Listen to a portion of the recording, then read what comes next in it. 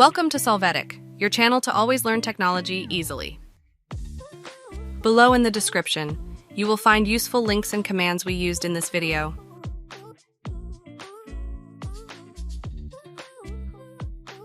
Today in Solvetic, we will see how to open component services.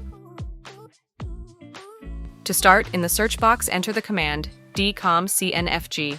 Click on Run command.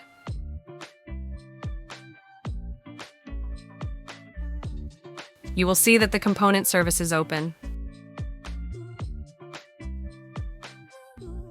Additionally, you can enter the word component in the search box. Open component services.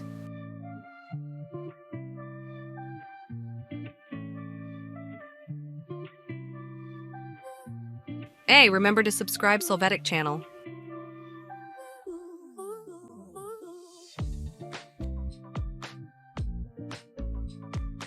We hope it has been helpful for you. Here are links to watch more videos of your interest and subscribe to the Solvetic channel. Thank you.